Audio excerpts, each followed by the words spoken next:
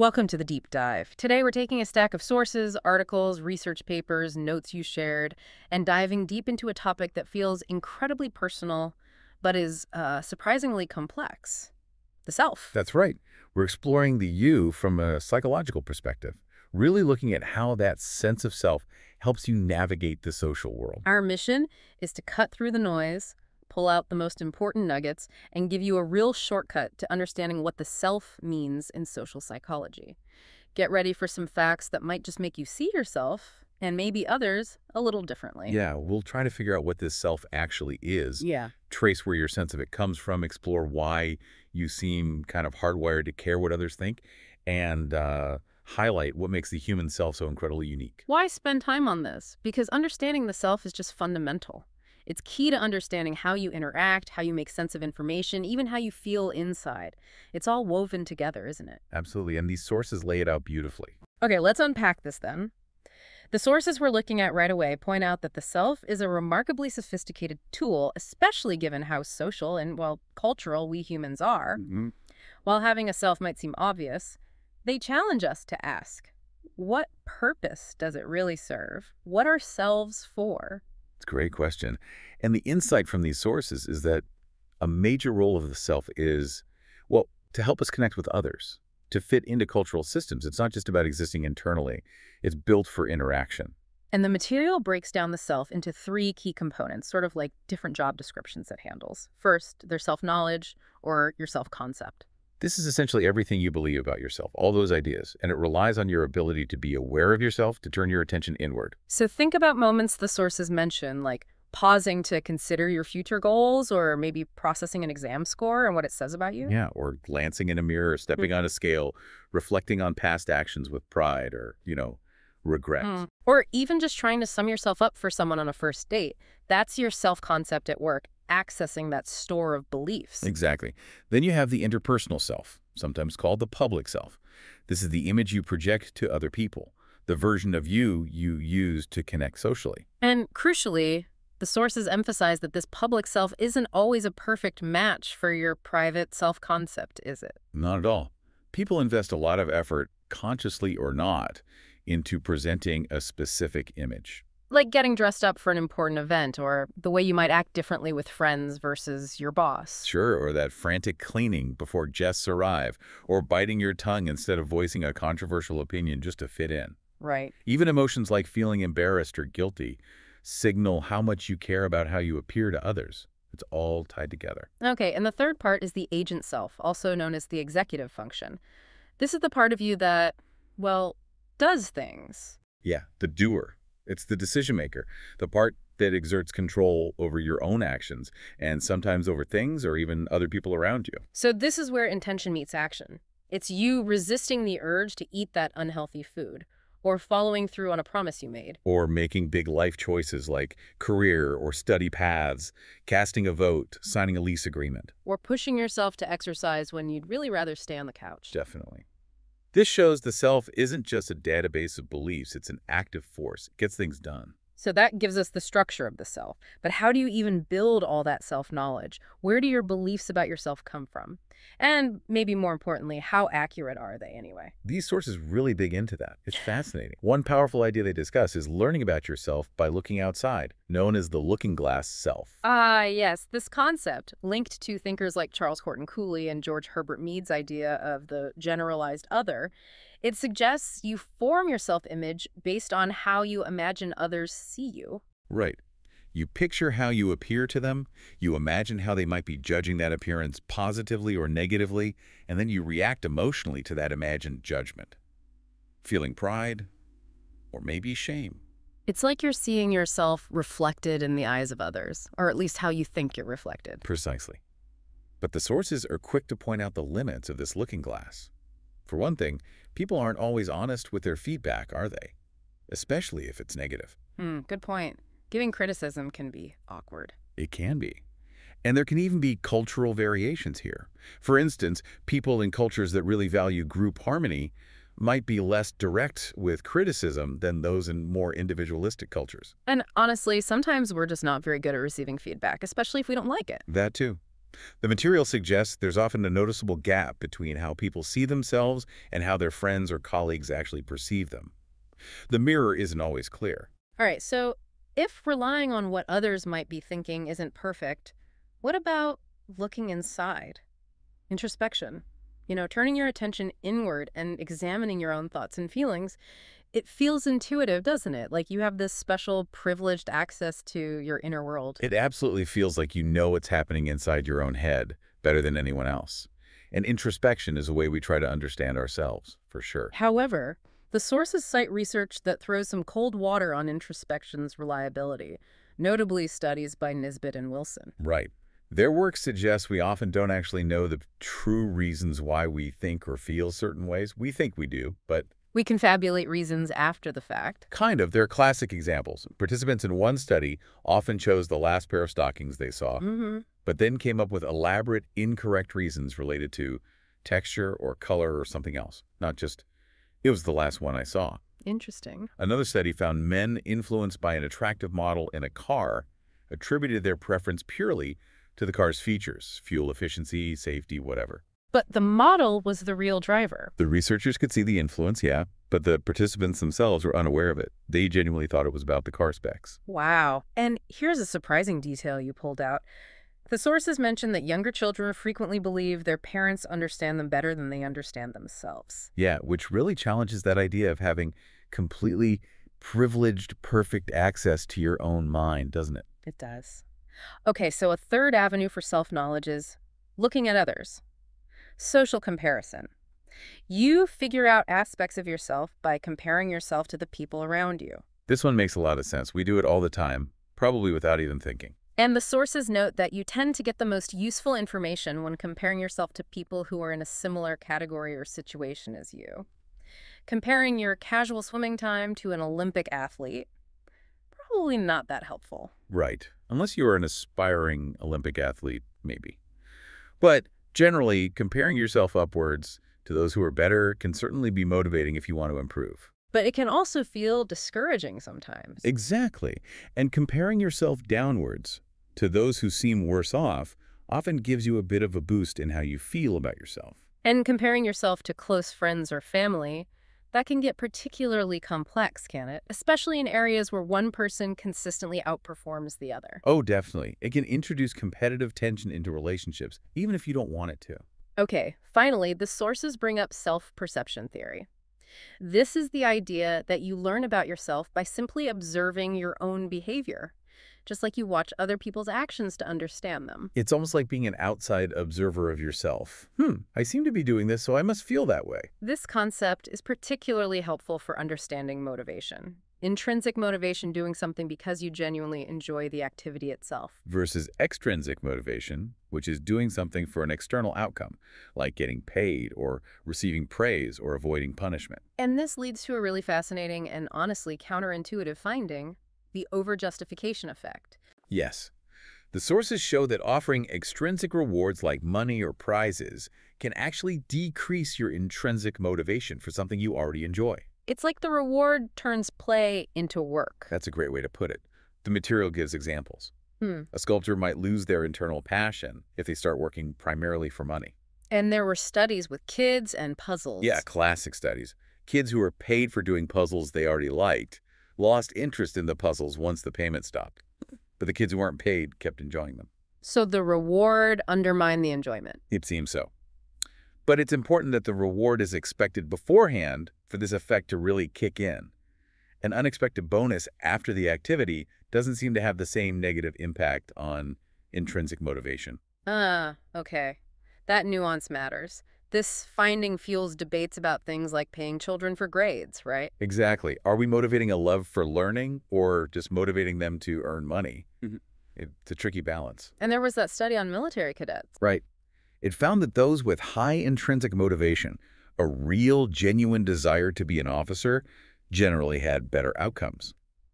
Adding extrinsic motivators, like focusing on salary or prestige, actually seemed to dilute the positive effect of that high intrinsic drive. But for cadets who started with low intrinsic motivation, For them, the extrinsic rewards did seem to improve their performance, so it's complex.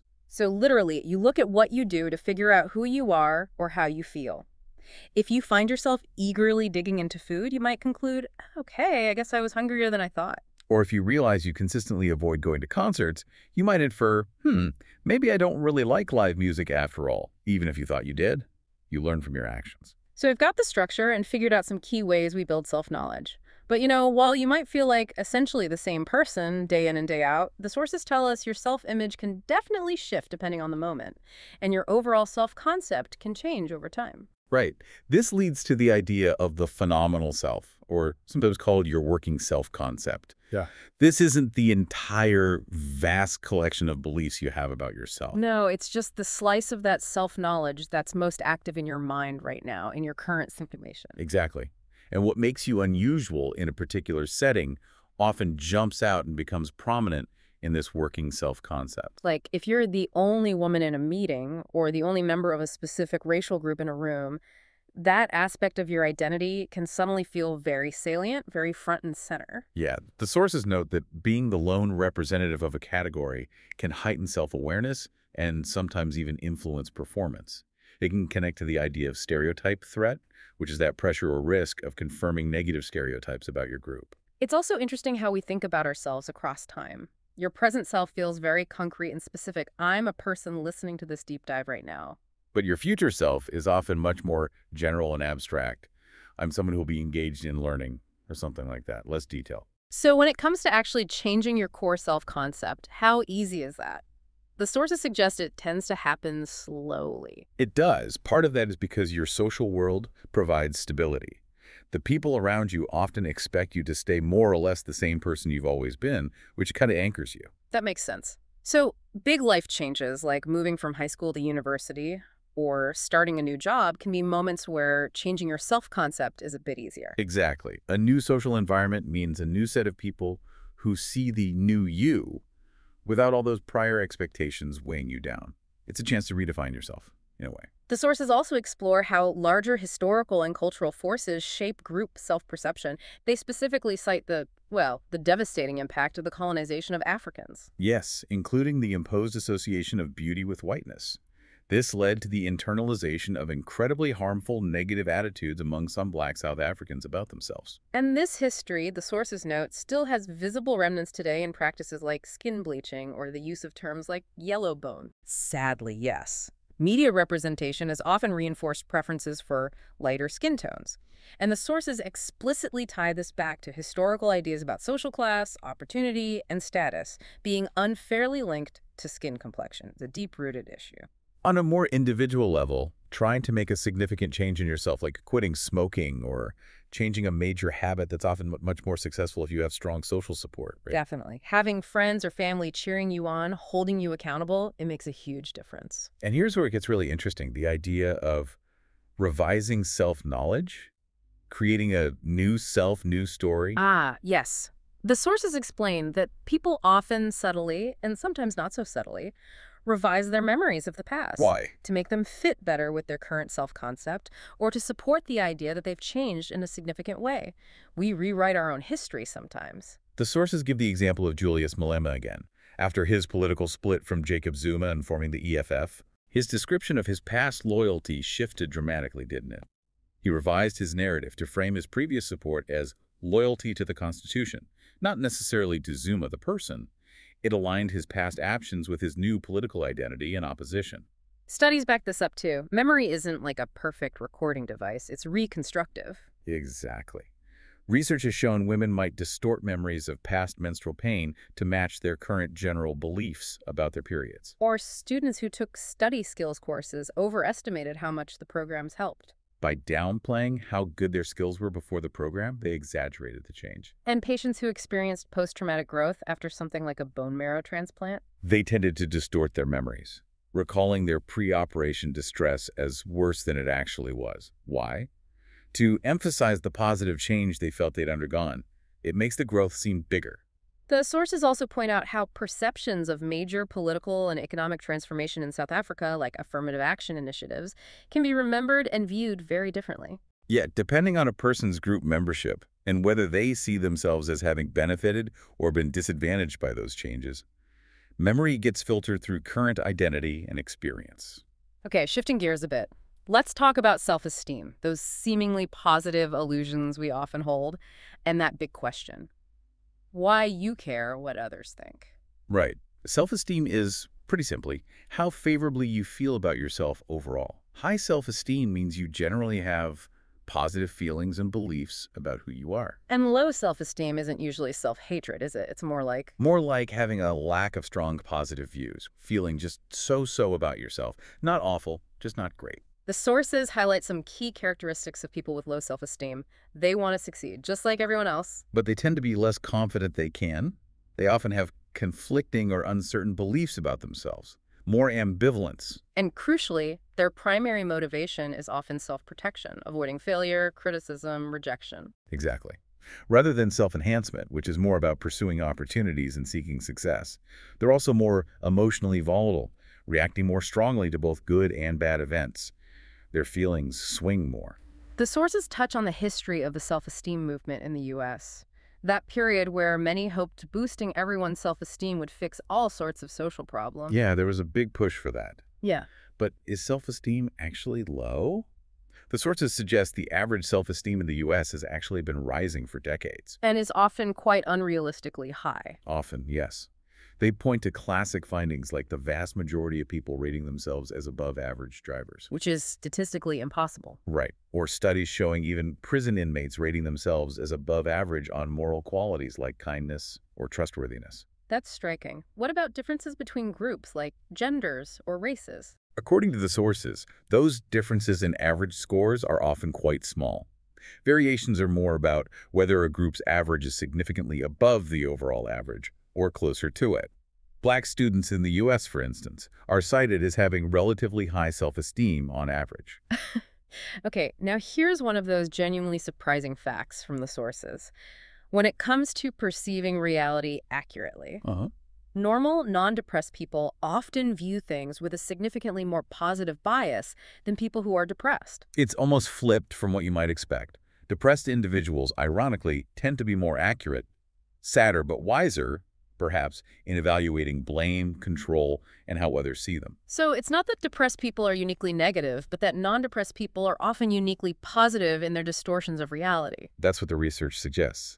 The sources call these self-deception strategies ways normal people maintain their positive self-views, often unconsciously. Like the self-serving bias. Exactly. Taking credit when things go well, I'm smart. But blaming external factors when they go poorly, that test was unfair. We've all done that. People are also more critical of negative feedback than positive feedback, right? Yep. Studies confirm that. Students who failed a test were more likely to rate the test itself as unfair, while those who passed thought it was perfectly fine. Convenient. Our memory and attention play tricks, too. They do. We tend to remember good things better than bad things, partly because we simply dwell on the positive experiences more. We replay the successes. And we strategically choose our comparison groups, making downward social comparisons, looking at someone slightly worse off than you. That feels good. It boosts your own sense of self. The sources even include a powerful Zitsangaisen Shangana, saying that captures this. Kufaka yinwani yinlu iku fukaku yinwani. Which means? Roughly, one person's loss is another's gain. It can be interpreted in this psychological context of finding relative comfort or advantage in another's misfortune, harsh as that sounds sometimes. Okay, so given all this, illusion and bias, what are the actual tangible benefits of high self-esteem? The sources seem to boil it down to two main ones. That's right. First, initiative. Meaning? Having high self-esteem gives you the confidence to speak up, to approach others, to act on your judgments, to resist social pressure, and even to be more adventurous in exploring new experiences. Which, the sources note, might include things like sex or drugs, not just, say, academic pursuits, contrary to some hopes of the self-esteem movement. Right. The second benefit is simply that it feels good. High self-esteem acts like a psychological buffer, helping you bounce back from setbacks and misfortune. So you're more resilient. In a way. People with higher self-esteem tend to persist longer after failing a task and generally report feeling happier. But what about objective success, like career or grades? That's the catch. A significant long-term study found that while high self-esteem did indeed lead to emotional benefits, positive emotions, less depression, greater satisfaction in jobs and relationships. That's good. It showed no effect on objective life outcomes like career success or academic achievement. Zero correlation, basically. Wow. Okay, that begs a crucial question, though. If it doesn't guarantee objective success, why care about self-esteem so intensely? Why is it such a big deal? Good question. One of the most compelling answers, linking back to the idea of the self being built for social life, is the sociometer theory. Okay, what's that? This theory proposes that self-esteem isn't really a measure of your absolute worth, but rather a gauge, like a meter on your dashboard. A social meter. Exactly, a sociometer, Yeah. indicating how socially acceptable you feel you are, how well you're doing at being included and valued by groups. So it's based on traits that groups tend to value, things like attractiveness, competence, likability, morality. Precisely. When you feel more accepted, your self-esteem rises. When you feel rejected or excluded, it drops. This highlights that deep-seated human motivation to gain and maintain a place within a group. It's fundamental. Are there other views? Sure. The sources mention other perspectives too. Perhaps it simply feels good regardless of social standing. Or it serves as a buffer against the fear of death. That's the core idea behind terror management theory. Or maybe it's based on feeling competent, though social acceptance seems to have a stronger link in the research they cite. So is high self-esteem always a good thing? Because it sounds mostly positive so far. Well, the sources are very clear. Definitely not. It comes with significant drawbacks, particularly in how people interact with others. Like what? A major negative aspect discussed is narcissism, which is a subset of high self-esteem characterized by excessive self-love and selfishness, Narcissists often feel superior, crave admiration more than genuine connection. and are linked to aggression or even violence when their inflated ego is threatened. That's the extreme end. But even high self-esteem without full-blown narcissism. Even that is associated with higher levels of prejudice, a tendency to view your own group more favorably and other groups less so. My group is better. So there's often a trade-off. The benefits of high self-esteem, feeling good, initiative, frequently go to the individual. While the costs, like arrogance, entitlement, prejudice, are often borne by the people around them.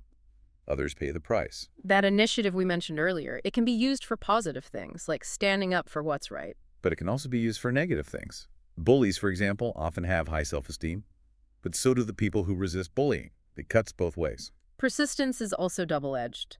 Knowing when to keep pushing versus when to cut your losses is key. Absolutely. And finally, the sources strongly caution against the active pursuit of self-esteem as a primary goal in life. Why is that? Isn't wanting to feel good about yourself normal? It is, but actively chasing it, making raising self-esteem the main goal, can actually have pretty harmful consequences. Such as? It might lead you to choose easy tasks just to guarantee success, so you compromise your actual competence. It can make you dependent on external approval, weaken your intrinsic motivation for things you enjoy, prevent you from learning because criticism feels too threatening. Damage relationships through competition or insecurity? Exactly. It can even harm your health through chronic stress and unhealthy coping mechanisms. And the sources state that experiencing failure when your self-esteem is explicitly on the line actually feels worse than succeeding feels good. The potential pain outweighs the potential gain. Ouch. That really puts things in perspective. It does. And this circles back beautifully to the interpersonal self we talked about way back at the beginning. How so? The sources underscore that people often prioritize how they look to others over how they privately feel. It's like that comedian Billy Crystal line, it's more important to look good than to feel good. There's some uncomfortable truth in that. This intense focus on the external is driven by self-presentation, right? Right. Any behavior you use specifically to manage the image or information you convey about yourself, all to make a desired impression on others. And why is it so incredibly important? Why do we care so much? Because, as these sources reinforce again and again, gaining social acceptance is fundamentally vital for human survival and reproduction. We evolved in groups. We need to belong. And making a good impression is key to getting into those groups and staying there. Social media platforms like Facebook are obvious modern examples, aren't they? People carefully curating their profiles, their posts. Absolutely. Projecting a specific, often idealized image. The sources touch on the debate. Is this being fake? Or is it just a modern form of self-expression? There was an anecdote about someone listing bands they didn't even like on their profile just to seem cool. Happens all the time. While historically some might have viewed self-presentation as just hypocrisy or being two-faced, the sources frame it differently now. as a basic, crucial aspect of social life. It's how you gain acceptance, how you claim particular identities, and how you maintain your place. What makes a good presentation, then? Generally, it's showing positive traits, right? Being competent, likable, moral. Usually. The challenge arises when your personal values clash with what your audience values. Then you face that trade-off. How much do you stay true to yourself versus how much do you conform to make the good impression? Self-presentation is also a powerful tool for claiming identity, isn't it? Very much so. You present yourself in ways that seek social validation for the identities you want to embody, being an artist, an athlete, a dedicated advocate. You need others to see you in that light for the identity to feel real, in a social sense. The sources offer examples of people changing their behavior to reinforce an identity, like aspiring guitarists feeling more compelled to teach beginners if they're insecure about their own skills. Or people being more likely to actually vote if they're asked about being a voter, framing it as an identity rather than just the act of voting. Sometimes claiming an identity means taking a stand for your beliefs even when the audience strongly disapproves.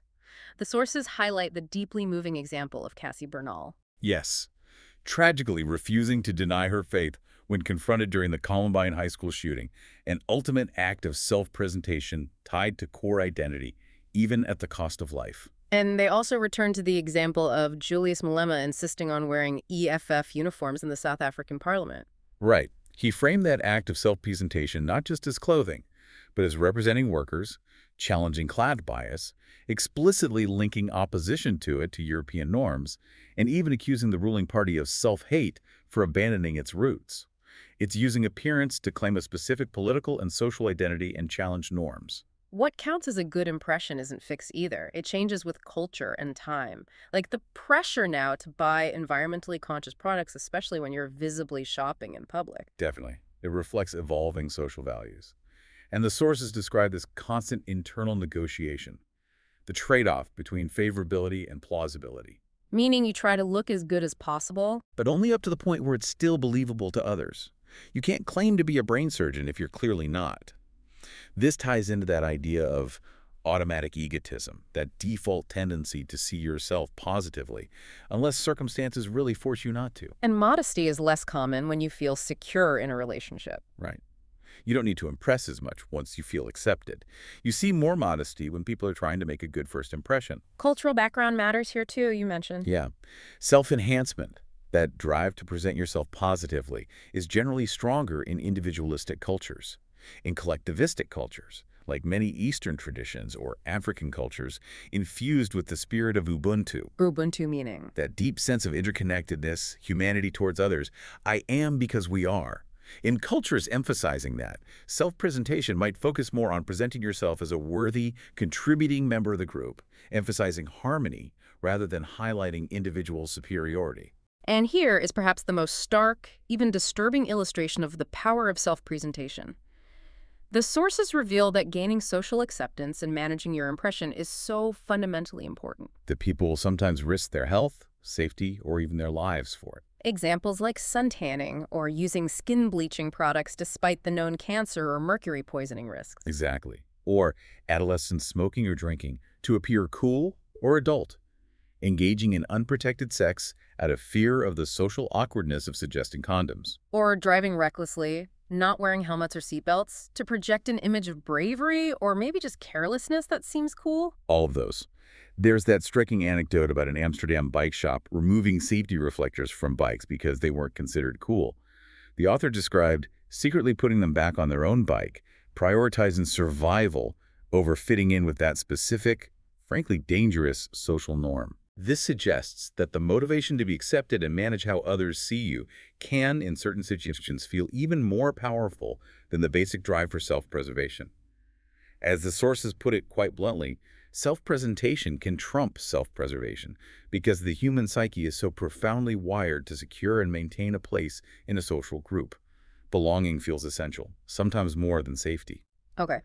To wrap things up then, these sources really emphasize what makes the human self unique compared to other animals. It's not just a self, it's a particular kind of self. Absolutely. Our self is on a completely different level of complexity. Key features discussed include our incredibly elaborate self-awareness and self-concept. While some animals show maybe limited mirror recognition. Humans have this remarkable capacity not just to be aware of themselves, but to think about themselves, imagine others' perspectives on them, and differentiate between their public and private selves. That internal monologue. This deep self-awareness allows us to make comparisons to standards, cultural ideals, moral codes, personal goals. We measure ourselves against ideas. Right. And this is a powerful engine for self-improvement, pushing us to deliberately try and become better people according to these standards. But it also creates uniquely human problems like self-criticism, guilt, shame, anxiety when we fall short. The sources also mention that humans seem to have unique motives for self-knowledge. We don't just absorb information, we seek it out for specific reasons. Yeah, that drive for accuracy appraisal, wanting to know the truth about ourselves, the drive to feel good about ourselves, self-enhancement, and the drive for consistency, wanting our beliefs about ourselves to fit together, the consistency motive. These complex motivations seem largely absent in other animals. And perhaps most intriguingly, self-deception, lying to ourselves. The sources propose this might be uniquely human, the capacity to believe things that aren't true about ourselves. Perhaps, as an evolutionary adaptation, it even makes us more convincing liars to others, if you believe your own hype. Another distinctive human trait is our ability to consciously take and leave roles. Yeah, unlike social insects with fixed roles, humans can fluidly switch between different roles throughout the day, from office professional to parent to friend, and transition into entirely new roles over a lifetime. New job, new relationship, becoming a parent. This flexibility is essential for navigating complex human cultures with all their diverse expectations. The reliance on extrinsic motivation, particularly for abstract concepts like money, prestige, or status, is also highlighted as uniquely human, isn't it? Very much so. While animals have intrinsic drives, using external rewards often unrelated to the activity itself, like money for collecting garbage, is crucial for human culture and economy. It motivates people to perform necessary but often intrinsically undesirable tasks, enabling complex societies to function. Finally, humans uniquely understand the difference between their inner versus outer states and engage in sophisticated self-presentation. That conscious desire and ability to manage the information conveyed about oneself to others, that seems fundamental to what it means to be human in a social world. So we've taken a deep dive into these sources. And what emerges isn't a simple, static picture of the self at all. It's a dynamic, multi-part system, absolutely essential for thriving and sometimes just surviving in the social world. Definitely. We've seen how your sense of self is constructed from this complex blend of introspection, feedback or imagined feedback from others, comparing yourself to those around you, and even just watching what you yourself do. We explored the fascinating, sometimes tricky complexity of self-esteem, how it feels good and spurs action, but isn't necessarily linked to objective success and can even contribute to negative social behaviors like prejudice or narcissism. And we learned that actively chasing higher self-esteem as a goal might actually backfire, which is quite sobering. And we've seen the powerful, sometimes risky drive for self-presentation, how it shapes your interactions, helps you claim your identity, and how managing how others see you can even in extreme cases feel more compelling than basic self-preservation instincts. This deep dive really underscores just how intertwined your internal experience of being you is with the external social world. So much of your identity seems shaped by this ongoing negotiation between who you think you are inside and how you believe others perceive you from the outside. Based on everything we've explored today, here's something to really consider, something to mull over. If so much of our self is constructed from feedback, comparison, and this deep need for social acceptance, what aspects of your self-concept, if any, do you feel are truly independent of that looking glass? Where does the purely internal you begin and the social you end, if they can even be separated?